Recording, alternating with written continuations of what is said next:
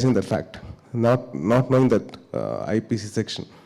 They're actually talking about freedom of speech. Freedom of speech. Freedom of speech has got two parts. One, where one can speak anything. Second, if you're hurting anybody's sentiments, don't say it out loud. Yeah. That's where the moral compass is, moral ground is. Where are we going with all this? So was this the first time that you ever reacted for child safety or protection of children's rights? Or were you doing this even earlier? Because I know you were an activist all the while, but about child rights, when was this? When did this actually strike? Ma'am, 2015 or 16, I got associated with this NGO called Think Peace, where we built schools for kids in Araku. Akkada education sariga undedi kada. So I used to fight for child's education. Eppudu inta social ga cause teeskoledu. But that one place I wanted to say something about. Okay. I was actually fighting for education for kids all the time. So I built schools there. I influenced a lot of people to put in money into that organization. And then it's always that, it's always been in part of my life that I want to do something about it. I think you've also adopted few kids in Telangana, right? Yes, in some village. Yeah, I did. So what do you do basically? Adopting means do you do end-to-end of I everything try about to the kids? give them education and proper nutrition, and not adopting, but I used to just sponsor like a few things. And every month I sponsor food for a charitable trust where they give food for like 100 kids. It doesn't cost me much. Yeah. It's all about the thought, and if you want to do something about it, that's about it. Okay. What do you think about children of today's age when the digital space has plunged in such a massive level? And do you think that it was the same 2 to 3 decades ago, or when you were kids, when we were kids, and people sitting over there, they were all kids? Is it the same? What do you think, Tej? I think human interaction has gone wrong, ma'am. Parents have stopped talking to the kids. The kids have stopped talking to the parents, to friends, to teachers. They're giving more time for social media or these AI platforms. So in that way, they're actually losing the social interaction. So I think there should be a moderation for the kids or for the parents to involve into the kids' lives. So there's more, I think that if at all the kids' lives are more interactive with the parents or with the teachers or with the friends, all this would not take place, or all this would not happen. What were you as a kid?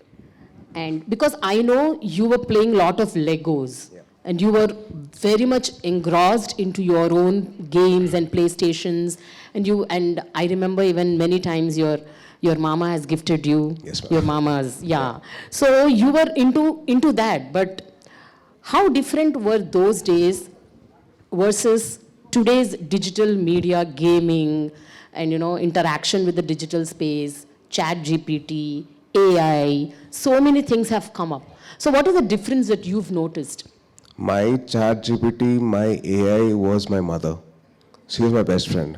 So I believe that if more human interaction is what we require. My best friend was my mother. Like whatever, I used to have human interaction. I was not used to interact with any AI software. It's more of human interaction. And then my friends came. My brother was there, and then my father was there. So I had a lot of scope for me to speak my heart out. They used to hear me out. I feel that the parents have to hear their kids out completely, whatever it is.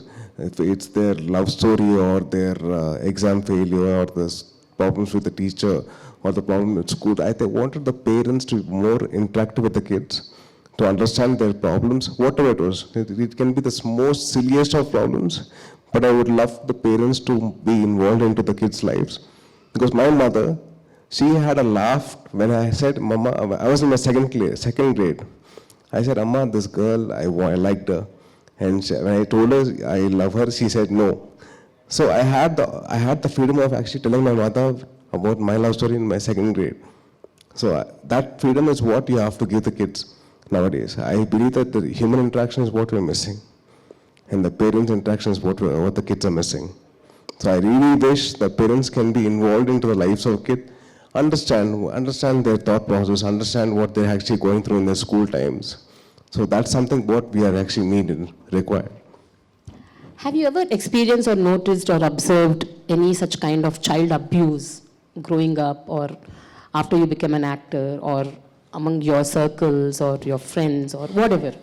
Have you ever noticed such incidents other than the newspaper stories or the news information? I haven't seen anything of the sort. I have only seen, I only heard about all these things, and this is something which is new for me as well. I was actually just reading it through newspapers or through tweets or through anything of the articles, but I never saw anything in my personal life. Okay. So do you think kids like you, when you were growing up, you were more protected and safeguarded versus kids who did not have that privilege, and even they are in the middle class or upper middle class or lower middle class, whichever class they belong to, some of the kids don't have the privilege to even talk to their parents and discuss their issues, their problems, their challenges, what they're facing in a day-to-day life? Ma'am, it's never about the economic background. It's more about decency, what the parents are inculcating into the kids' heads. It's more about what the kids are actually learning from their parents. It's not about the economic background. It's not about money. It's never about money. It's very simply about having a little bit of kindness, compassion, and love. What we're missing in this world is this. Nobody is compassionate, nobody is kind, nobody is gentle, very, very harsh, very, very rude. I want people to be very, very nice and very, very smooth in handling things. Let it be the kids talking to the parents or the parents talking to the kids. Hey, abu mat karo. No, arey mat kar yaar, arey kyun yaar ho? So in that way you can actually communicate things with kids. Make it a fun thing for the kids to come and communicate with the parents. My mom used to joke about it and she made me feel at ease. So that kind of made me feel easy for me to come and talk to my mother. Yeah. But Tej, tell me one thing. See, whenever you hear to such news, just now half an hour back, I heard Mr. Rakshit Tandon telling something which is like shocking to me even as a journalist who have so many years of experience, certain things that I myself don't know. He told me that there are kids who interacted with the chat GPT and committed suicide. I was like shocked. I said, what? What is happening? What is happening in today's world? Why are we so much engrossed in the virtual media, in the digital space, that we are losing our ground and losing ourselves, and we are going to an end where we kill ourselves. Commit suicide is a big thing. Committing suicide is a very, very big thing, ma'am, because we are losing out on the human interaction. Basic human interaction between the parents or the friends or the teachers with the kids is what is missing. If all we have that, it'll be easy. They want to say freedom of speech, freedom of actually talking anything. They're talking to AI software, where it's getting difficult for them to face reality. Reality is different to a virtual world. So that is where the parents have to come in. They have to see to it that the parents are the kids are in the right space or not. It's in the parents' hand. It's not like, not everybody can have that way into the kids' lives. Only the parents have that possibility. What is the most shocking or alarming thing that you heard, either in your film spaces or on the digital space, on the real world, that you've been shaken about? Any kid's story? Kid's story, I think the one which I reacted to was the only thing which I actually got into. I felt bad because those 4 YouTubers who were they did, one was an 18-year-old, and one is married and is got a wife, and one is a very, very popular YouTuber. I felt bad for them. But why do they have to go into such a dark space? We are not into dark people. We don't have to do that. So I kind of felt bad where the world is going to, or where our society is going at. Are you worried? I am to an extent, but I think it's not too bad for us to come to a better place, better space. We only have to work towards it. No matter what, we have to walk and work towards it. I believe in that. What are the greener things that you've noticed in this entire problematic scenario that we are stuck in? I think the kids have become very creative in way of handling things. It can be because of the softwares or the platforms or the AI, intervention. They become very, very creative in the way of questioning things, in the way of getting answers. I believe that if at all they had the same thing with the teachers or with any human interaction, it would have been much more easier for them to handle things better in life. How do you think the kids should handle the red flags? What do you think the kids should be doing when they are connected to the digital space? How do they identify that, something is going wrong somewhere? We need to be a little alert and aware and know what is happening around us. One is the teachers and the parents have to have a little bit of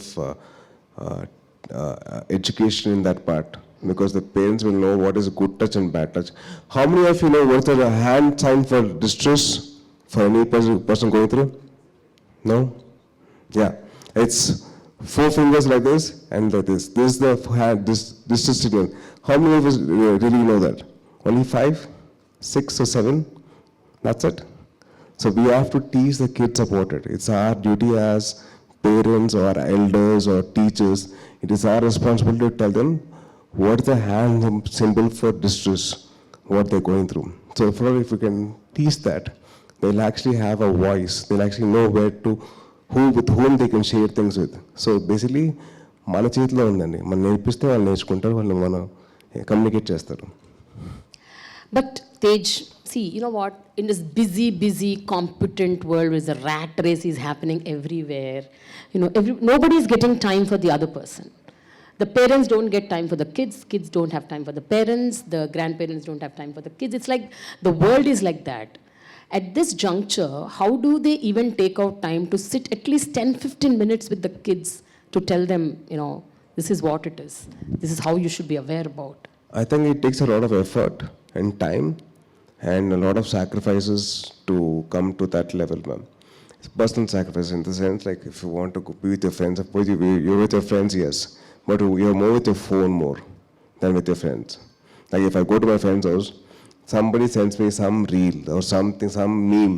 So they ask me like, "Arey, ఒకసారి Instagram చూసుకో, and I send you something." I was like, ఇప్పుడు ఎందుకు? నువ్వు ఉన్నావు కదా. That is where you have to draw a line. With the parents and the friends, you should draw a line personally, more than anybody else. It's about you. More about you versus you. What your mind wants and what your heart wants. That's why you have to draw the line.